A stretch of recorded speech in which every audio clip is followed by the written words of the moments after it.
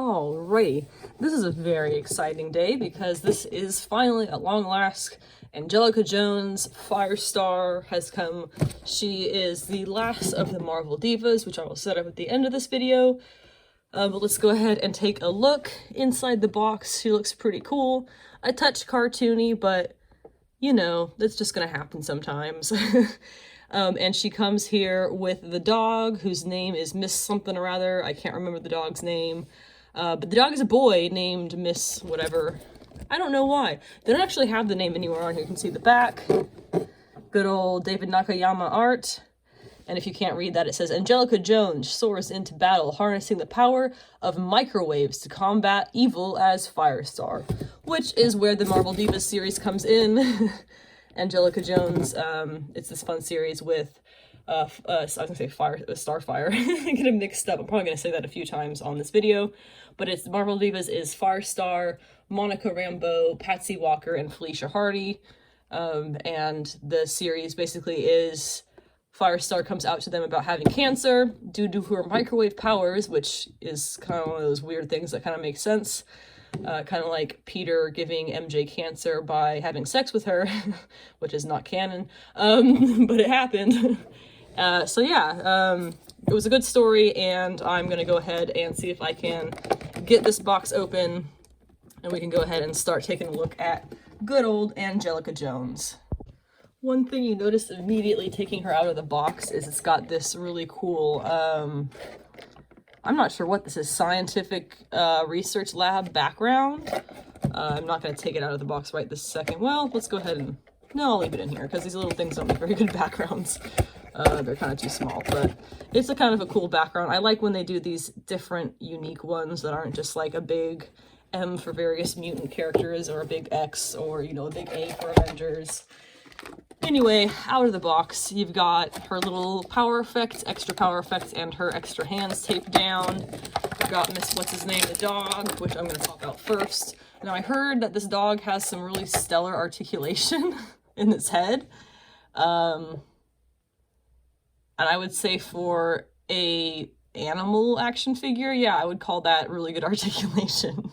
Having any articulation probably would be what I would consider really good articulation. I don't understand why they gave the dog, you know, posability. They don't give any other animal sidekicks posability when they come out with those, but whatever. That's just another, I gotta figure out what this dog's name is. It's a male dog, but they named it Miss something or other. I'm just blanking. But here she is. We'll go ahead and pop out various parts. Ooh, just lost her little arm piece. There we go. Taking her out of the package, she is pretty much a generic female figure. Her having this in the back, though, is interesting. Most female figures don't have that. I think she is on the figure that is the Shuri body, and also Medusa and a few others, but it's got the weird hip indents. You know, that's actually not quite what this might be a new sculpt. I'm noticing all of this, let me get a pen so I'm not poking at her butt. I'm noticing all of this extra sculpting in this area, as well as in these areas. The Medusa and Shuri body that I'm thinking of, it has this hip indent the similar way that she does, but it's very much more geometric, as opposed to this, which I would call much more muscular. The legs, I'm pretty sure I just reuse standard female figure legs. You can kind of see a slight change in tone between the top portion and the bottom portion, which is kind of odd. I would probably attribute that to plastic color versus painted plastic. It's very, very slight, and actually at the back, you do kind of notice. It also could be a little bit of shininess versus less shininess. So there's that. I'd be very interested to see if anybody has the official specs on if this is a new sculpt in any way, because this does look very different. And the fact that not to be weird, but the butt cheek kind of cuts inward more, I think that's new. I think this midriff area might be new, entirely new. I don't know. Let me know if you know. This up here is reuse. We've seen this on a few other figures before. If they were going to do, I'm a big fan of Clea, and if they were going to do a retro Clea, This is probably similar to what they would give her, or they'd use it as a base to give her the big triangular wing thing she's got going off on different sides. Her painted arms are actually pretty good. It's, of course, supposed to look like flames. You see it here in the David Nakayama art. It's on the leg as well. The arms are a little bit clunky. I want to say that they took the leg flame effects. You see how these are nice big flame effects? Broader, they kind of fit really well. Look at these flame effects on her arms. They're much smaller. Instead of taking and putting the same size, I think they just shrunk it down and put it on her arm. And so you get these tiny little flames opposed to these very large flames. I don't know if that's something that's anybody's going to give a shit about, but I just noticed it. Her head is entirely new. This hair we have not seen before. They do a really good job. I'm very happy they didn't just make it plain red. That goddamn Jean Grey figure they just gave us for House of X, Powers of X, Powers of 10, it sucks. They should have given us something more like this. This would have been so much more appropriate. And also they made it orange. Why was it orange? Anyway, Jean Grey is a redhead. So it looks really good. They did the nice standard, you know, Jean Grey Phoenix thing they do with the kind of brighter red to the deeper, darker red at the bottom, and it looks really good. Her mask is entirely sculpted on, thank God. Could you imagine how bad that would look painted on? And it looks pretty good. Again, she's a touch cartoony, but most of these are just, you know, kids characters, so they're gonna be a bit cartoony. Probably no matter what you do. So then let's see if we can pull out the second head. This one, I would actually say, doesn't look as good. I see they wanted to have a standard head and a fighting head. I think the fighting head is very much better than the standard head. They also, if you see, they also gave her two little different masks. I'm not the pro of Angelica Jones, so I'm sorry, but I don't know. I imagine she must have these two different masks. If they went through the effort of giving her two different masks, definitely prefer this one. I don't know if that's because the expression on this face is bizarre or what, but it works a lot better, I think, with this one. And you can see the same kind of, actually it's a little bit different tone change on this head. It's a little bit sloppier. It looks more like she got some really cheap highlights at a hair salon place, so, or I guess low lights, darker, whatever it is. Odd choice when you compare it to the other one. Maybe that is also from the comics. I don't see why it would be though. Everything else is pretty much standard. Her flame effects are things that we've seen before. Although I would feel comfortable saying this material is not the standard material. If you can kind of see, I'm not using any effort in doing this. This is pretty much like candy, gummy candy. Do not give this to your kids because they will eat it. I kind of want to eat it. But it works as a standard effect. I wonder if that actually, if it being so gummy like that is going to make it harder to stay on her. Let me see. This is probably not the arm. They had it on a different arm in the box. Yeah, look how funny. That might actually be problematic. Kind of wrap it around. It's a bit loose. You'll have to be a bit careful with that. But there it is. Oh, I never tried the other head on. I don't really like the other head, but she'll try it on when she does her photo shoot with the other friends. But yeah, everything else is pretty much standard. Mine has really good ankle movement. Well, it's got pretty good ankle movement. It still doesn't really do too much side to side, but it is very easily forward and backward. A lot of female figures' feet have a lot of issues going both directions, forward and backwards, but she does not have that problem. So that's good. Maybe they've improved the joint cutting or something. Double jointed knees, not double jointed elbows. What else is new? Lost a lot of respect for Hasbro making fun of fans asking for female figures with double jointed elbows. She can kick her own butt, as Robo would say. I don't know if you were around for Hasbro to do that meme. I guess they made it on the live stream a few weeks ago, making fun of people asking for female figures with double jointed elbows. Not only is disrespectful to the characters, but also the fans who are just asking you to do your damn jobs. But yeah, double jointed, not double jointed elbows, and they also did not give her any kind of those new cutting things to bend them more. So once again, absolutely no bendiness to her arms besides the barely 90 degrees that we get here. what else is new? Let me go ahead and get her set up with some of the Marvel Divas. See if we can make them look real snazzy together. Get the dog out of the way. Whoops. So we got one. Let me see about Monica.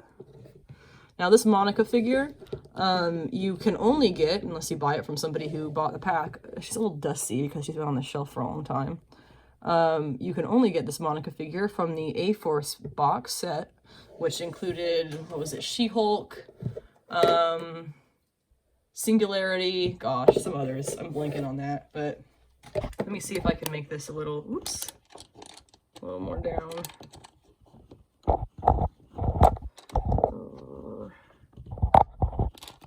There we go. That's a little better.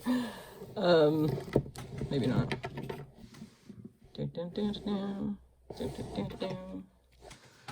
If you don't sing to yourself and talk to yourself while you play with your action figures, who are you? I'm a little upset about this Hellcat. We obviously need the redone Hellcat. This has got a lot of flaws, most of which being, I painted this hair. You see how bright orange this hair is still? I painted this hair with a red wash, and that's still how dang bright it is. Her hair is not that bright orange in the comics. It was briefly, but I don't think it really is anymore. Traditionally, it's much more like Angelica's over here.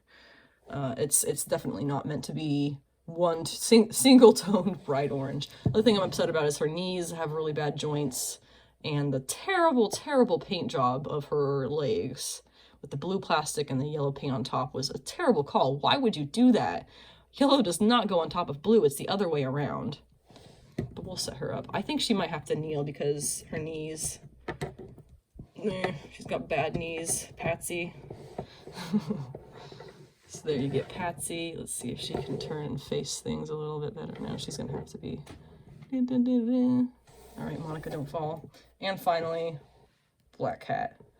This is the new Black Cat. She's actually the retro Black Cat. There's still a lot of things on this figure that I would call inaccurate to her first appearance. So I don't know why Hasbro has such a hard time getting her right. If you just combine the two that you've made, or the three that you've made really, you'll have the correct figure, Hasbro. All right, there we go. The Marvel Divas, together at last. This really excites me. It may look really boring just being the four of them standing here. I didn't bring over any accessories to film this, but this is really exciting for me. I've been waiting for this team to be completed for a long time. I absolutely adore the Marvel Divas series. It does a brilliant job of showcasing all of these females' powers, female characters' powers and relationships, and where they're at in the Marvel Universe as of this point in time. I just really enjoy it. I highly recommend it. It does a great job of showing you the time period from these women points of view. But anyway, Angelica Jones, we finally got her in with the mix. Let's go ahead and put the head on now. I did say I was going to do that, didn't I?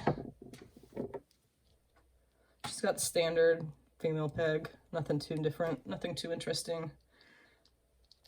Let's see. Oh, I can't get this on. Maybe if I bend that forward. It looks like her shirt caused a little bit of a problem getting the head on. It might just be because of the long hair in the way in the front here. Oh, let me try to take this back here and do it again. Oh, I got it. Tiny, deep pop. Definitely don't like this head very much. I'm not sure why they painted it like that. Or gave her these really weird melty lips. It's probably just a really bad paint job on this face, honestly. Her eyes are saggy and her lips are weird and melty, but the hair is just really bad low lights, like from a very cheap salon. So I'm gonna go ahead and put the other head back on. She's probably never gonna wear this head. I really don't like it. So she's gonna go ahead and, yep, that is way easier to pop back on because you don't get hair in the way of her collar. There we go. If I was to critique a few things about her suit besides the weird, the flames being slightly smaller, well, a lot smaller, being just miniaturized versions of the leg flames, I think they probably could have, okay. I think they probably could have done a little bit of tones to her outfit. If you see the way that Hellcat has the tones in her outfit, I feel like they probably could have slipped something in for Angelica. In the end, this is basically your standard female figure. It's not disappointing if you come into it with the expectation of, you know, Hasbro's standard stuff for their female figures. But I'm really happy to have it in the collection. I hope that we get redone superb and superior versions of all 4 of these women at some point in the future, but don't hold your breath because you will die.